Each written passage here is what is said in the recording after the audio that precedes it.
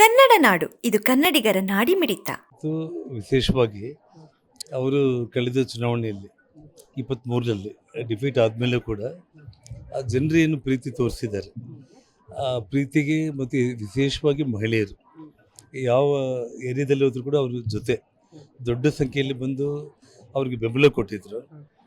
ಅದು ಎಲ್ಲಿ ಕೂಡ ಕೊರತೆ ಆಗಬಾರ್ದು ಅಂತೇಳಿ ನಿರಂತರ ಸಂಬಂಧಗಳು ಇರಬೇಕು. ಒಂದು ಎರಡನೇದು ಅವರು ಸ್ವಾವಲಂಬಿಗಳಾಗಿ ಬದುಕೋದಕ್ಕೆ ಈ ನಾರಿ ಜೀವನ ಅನ್ನೋ ಕಾರ್ಯಕ್ರಮ ಈಗಾಗಲೇ 1000 ಮಂದಿ ಮಹಿಳೆಯರು ತಾವು ನೋಡ್ತಾ ಇರ್ಬೋದು. ತಿಂಗಳಿಗೆ 25,000 50,000 1 ಲಕ್ಷ ಕೂಡ ದುಡಿಯುವಂಥ ಮಟ್ಟಕ್ಕೆ ಅವರವರಿಗೆ ಆ ಏರಿಯಾಗಳಿಗೆ ಅನುಗುಣವಾಗಿ ರೀಚ್ ಆಗಿದ್ದಾರೆ. ಸೊ ಆ ಕಾರಣಕ್ಕೆ ನಾರಿ ಜೀವನ ಪ್ರಾರಂಭ ಮಾಡಿರುವಂಥದ್ದು. ನೋಡು, ನಿಮಗೆ ಡಿಲಿಮಿಟೇಷನ್ಸ್ ಈ ತಿಂಗಳಾಗುತ್ತೆ. ಯಾಕೆಂದರೆ ಪಕ್ಷಕ್ಕೆ ಬೆಂಬಲ ದೊಡ್ಡ ಪ್ರಮಾಣದಲ್ಲಿ ಇವತ್ತು TMC ಸಂಸದರು BJPಗೆ ಬೆಂಬಲ ಕೊಟ್ಟಿರುವಂಥದ್ದು. ಮುಂದೆ ಬರೋ ದಿನಗಳಲ್ಲಿ ಸುಮಾರು ಇಂಡಿ ಕೂಟದಿಂದ ಭಾಳಷ್ಟು ಮಂದಿ ಹೊರಗಡೆ ಬಂದು ಇವತ್ತು ಸಪೋರ್ಟ್ ಮಾಡುವಂಥ ಈ ವಾತಾವರಣದಲ್ಲಿ ಡಿಲಿಮಿಟೇಷನ್ಸ್ ಇದೆಲ್ಲದನ್ನು ಕೂಡ ನೋಡಿಕೊಂಡು ಪಕ್ಷದ ನಿರ್ಧಾರ ಏನಾಗುತ್ತೆ ಅದ್ರ ಮೇಲೆ ಅವರು ಚುನಾವಣೆ ನಿಂತ್ಕೊಳ್ಳೋದ್ರ ಬಗ್ಗೆ ತೀರ್ಮಾನ ಆಗುತ್ತೆ.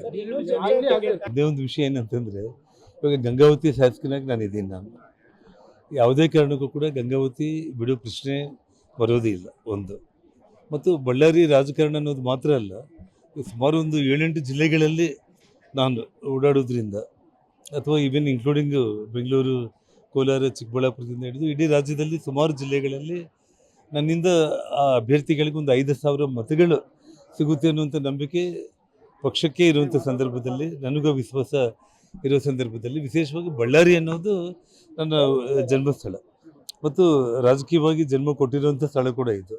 ಹಾಗಾಗಿ ಯಾವುದೇ ಕಾರಣಕ್ಕೂ ಅಖಂಡ ಬಳ್ಳಾರಿ ಜಿಲ್ಲೆಯಲ್ಲಿ 10ಕ್ಕೆ 10 ವಿಧಾನಸಭಾ ಕ್ಷೇತ್ರಗಳು ಗೆಲ್ಲೋದು ನನ್ನ ಗುರಿ. ಅದರೊಟ್ಟಿಗೆ ಕೊಪ್ಪಳ ಆಗಿರ್ಬೋದು, ಸೋಮಶೇಖರ್ ರೆಡ್ಡಿ ಅವರು, ಸೋಮಶೇಖರ್ ರೆಡ್ಡಿ, ಲಕ್ಷ್ಮೀ ಅರುಣ ಇಬ್ಬರು ಕೂಡ ಒಟ್ಟಾಗಿ ಸೇರಿ ಪಕ್ಷಕ್ಕೋಸ್ಕರ ಕೆಲಸ ಮಾಡ್ತಾ ಇದ್ದಾರೆ. ನಮ್ಮಲ್ಲಿ ಯಾವುದೇ ರೀತಿ ಗೊಂದಲ ಇಲ್ಲ.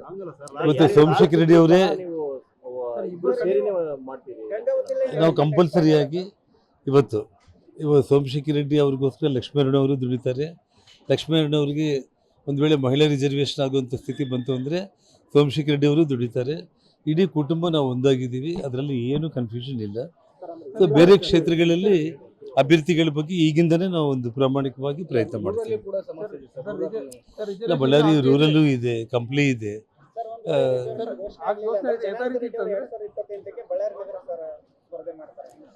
ಜನಾರ್ದನ್ ರೆಡ್ಡಿ ಸ್ಪರ್ಧೆ ಮಾಡೋದ್ರ ಬಗ್ಗೆ ಪಕ್ಷ ತೀರ್ಮಾನ ಮಾಡುತ್ತೆ.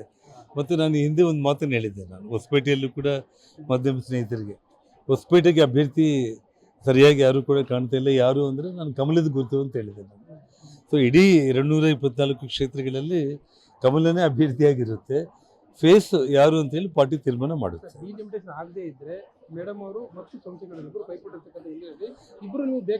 ಸೊ ಅದು ಪ್ರಶ್ನೆ ಬರಲ್ಲ. ಇಬ್ಬರು ಸೇರಿ ಒಟ್ಟಾಗಿ ಒಬ್ಬರ ಪರವಾಗಿ ಕೆಲಸ ಮಾಡ್ತಾರೆ, ಒಮ್ಮತವಾಗಿ ಕೆಲಸ ಮಾಡ್ತಾರೆ, ಒಬ್ಬರಿಗೋಸ್ಕರ ಒಬ್ಬರು ಕೆಲಸ ಮಾಡ್ತಾರೆ. ಇಡೀ ಕೂಡಿಗೆ BJP ಪಕ್ಷ ಗೆಲ್ಲೋದು ನಮಗೆ ಮುಖ್ಯ ಅಷ್ಟೇ.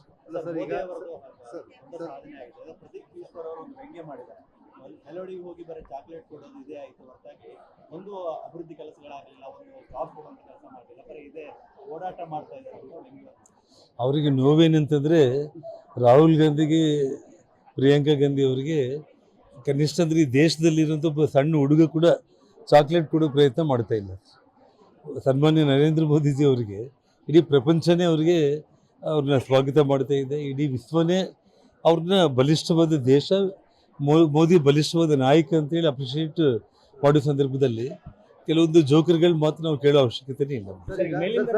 ತಾವು ಹೇಳ್ತಾ ಇರೋದು ಸತ್ಯ ಇದೆ. ಇವಾಗ ಒಂದು ಕಡೆ ಯುದ್ಧ, ಇವತ್ತು ಯುದ್ಧ ನಿಂತೋಗಿದೆ ಅನ್ನೋ ಸಮಯದಲ್ಲಿ ಮತ್ತೆ ಯುದ್ಧ ಪ್ರಾರಂಭ ಆಗ್ತಾ ಇದೆ. ಅದು ಯಾವ ಹಂತಕ್ಕೆ ಹೋಗುತ್ತೆ ಅನ್ನೋದು ಯಾರಿಗೂ ಗೊತ್ತಾಗ್ತಾ ಇಲ್ಲ. ಇಷ್ಟಿದ್ರಲ್ಲಿ ಇಡೀ ವಿಶ್ವದಲ್ಲೇ ನಮ್ಮ ಭಾರತ ಇರೋದ್ರಲ್ಲಿ ನಾವು ಸ್ವಲ್ಪ ಉತ್ತಮವಾಗಿ ಇದ್ದೀವಿ ಅಂತ ನಾನು ಭಾವಿಸ್ತೀನಿ. ಬರುತ್ತೆ ಅಷ್ಟೇ. ಯಾವುದು ಸುಮಾರು ವಿಷಯಗಳು ವಜಾ ಆಗಿದೆ. ಬಟ್ ಅಂದರೆ ಪತ್ರಿಕೆಗಳಿಗೆ 1-2 ವಿಚಾರಗಳು ಮಾತ್ರ ಬಂದಿರುವಂಥದ್ದು. ಸೊ ಕಾನೂನು ಹೋರಾಟ ನಡೀತಾ ಇದೆ. ಇನ್ನೂ 1-2 ಕೇಸ್ಗಳು ಪೆಂಡಿಂಗ್ ಇದೆ. ಸರ್ ಈಗ ಬಿಜೆಪಿ ಡೆಲ್ಲಿ ಹೋಗಿ ಈಗ ಲಾಬಿ ಮಾಡಿ ಈಗಷ್ಟೇ ಬಂದಾರೆ ನಿನ್ನೆ ಬಳ್ಳಾರಿಗೆ ಅಂತ ಹೇಳಿ. ಇಲ್ಲ ಅದು ನಮ್ಮ ನಾಗರಾಜ್ಗೆ ಕನಸು ಬಿದ್ದಿದೆ ಅದು. ಇದು ವಿಷಯ ಏನಂತಂದರೆ ಪಕ್ಷ ಏನು ತೀರ್ಮಾನ ಮಾಡುತ್ತೆ ಅದಕ್ಕೆ ನಾವು ಬದ್ಧವಾಗಿರ್ತೀವಿ. ಇವರೇ ರಾಜ್ಯಾಧ್ಯಕ್ಷರಾಗಿರಬೇಕು ಅನ್ನೋಂಥದ್ದು ನಮಗೇನೂ ಇಲ್ಲ. ಪಕ್ಷ ಸೂಕ್ತ ಅಭ್ಯರ್ಥಿಯನ್ನು, ವ್ಯಕ್ತಿಯನ್ನು, ಪಕ್ಷದ ಬಲವರ್ಧನೆಗೋಸ್ಕರ ಯಾರನ್ನ ಆಯ್ಕೆ ಮಾಡಿದ್ರು ಕೂಡ ನಮ್ಮ ಸಹಮತ ಅನ್ನೋದಿದೆ. ಈಗ ರಾಜ್ಯಸಭೆ ಚುನಾವಣೆಯಲ್ಲಿ ಅಭ್ಯರ್ಥಿ ಯಾರಿಗೆ ಸರ್? ನೀವು ಪಕ್ಷೇತರ ಪಾರ್ಟಿಯಲ್ಲಿ ಇದ್ರು ಸಹ ಮರ್ಜ್ ಆಗಿದ್ದೀನಿ ನಾನು. ಸರ್ ಇದು ಇವಾಗ ನಾನು ಭಾರತೀಯ ಜನತಾ ಪಕ್ಷದ ತಗೊಳ್ತಾರೆ. ಹೌದು ನಾನು ಇವಾಗ ಪಕ್ಷದ ಅಭ್ಯರ್ಥಿಯಾಗಿ ಇರೋ ಕಾರಣ, ಒಂದು ಶಾಸಕನಾಗಿ ಇರೋ ಕಾರಣ, ಮರ್ಜ್ ಆಗಿರೋ ಕಾರಣ ಪಕ್ಷ ಒಬ್ಬೇ ಶಾಸಕ ಅಲ್ಲ. ಸೊ ಹಾಗಾಗಿ ಅದರಲ್ಲಿ ವಿಲೀನ ಆಗಿದೆ. ಸರ್ ಈಗ ಲಾಸ್ಟ್ ನೋಡಿ, ಒಂದು ಡಿ ಕೆ ಶಿವಕುಮಾರ್ ಅವರಿಗೆ ರಾಜ್ಯದ ಮುಖ್ಯಮಂತ್ರಿಗಳಾಗಿ ನಾನು ಹೇಳ್ತಾ ಇದ್ದೆ, ಅವರು ಯಾವುದೇ ಕಾರಣಕ್ಕೂ ಆಗೋವರೆಗೂ ಬಿಡಲ್ಲ ಅಂತ ಹೇಳಿ. ಆದರೂ ಅವರು ಒಳ್ಳೆ ಅಡ್ಮಿನಿಸ್ಟ್ರೇಷನ್ ಮಾಡಿ ಕನಿಷ್ಠ ಈ 2 ವರ್ಷಗಳ ಕಾಲ ಜನಪ್ರೀತಿ ಗಳಿಸೋ ಪ್ರಾಮಾಣಿಕ ಪ್ರಯತ್ನ ಅವ್ರು ಮಾಡಲಿ ಅಂತ ನಾನು ಬಯಸ್ತೇನೆ. ಆದರೆ ಅವ್ರ ಪಕ್ಷದಲ್ಲಿ ಭಾಳ ದೊಡ್ಡ ಮಟ್ಟದ ಗೊಂದಲಗಳು ಈಗಾಗಲೇ ಪ್ರಾರಂಭ ಆಗಿದೆ. ಅವ್ರು ಯಾವ ರೀತಿ ಅಡ್ಮಿನಿಸ್ಟ್ರೇಷನ್ ಹೇಗೆ ಮಾಡ್ತಾರೆ ಅನ್ನೋದನ್ನು ನಾವು ಸ್ವಲ್ಪ ಕಾದು ನೋಡಬೇಕಾಗುತ್ತೆ. ಕ್ಯಾಬಿನೆಟ್ನಲ್ಲಿ ನನಗೆ ಆ ಖಾತೆ ಬೇಡ ಈ ಖಾತೆ ಬೇಡ ಅಂತ ಗೊಂದಲಗಳಿದೆ. ಹೌದು, ಅದನ್ನೇ ನಾನು ಹೇಳ್ತಾ ಇರೋದು. ಅದನ್ನು ಬಗೆಹರಿಸ್ಕೊಂಡು ಯಾವ ರೀತಿ ಅವರು ಅಡ್ಮಿನಿಸ್ಟ್ರೇಷನ್ ಮಾಡ್ಬೋದು ಅನ್ನೋದನ್ನು ಸ್ವಲ್ಪ ನಾವು ಇನ್ನೂ ಈಗಲೇ ಮುಖ್ಯಮಂತ್ರಿ ಅವರು ಆಗಿರೋ ಕಾರಣ ಒಂದು 2-3 ತಿಂಗಳು ನಾವು ಕಾದು ನೋಡಬೇಕಾಗುತ್ತೆ. ಸರ್ ಲಾಸ್ಟ್ ಬಳ್ಳಾರಿ ಸರ್ ಭಾಷಣ ಮಾಡುವಾಗ ಹೇಳಿದ್ರು ಮಹಿಳೆಯರಿಗೆ ಕರೆ ಕೊಟ್ಟು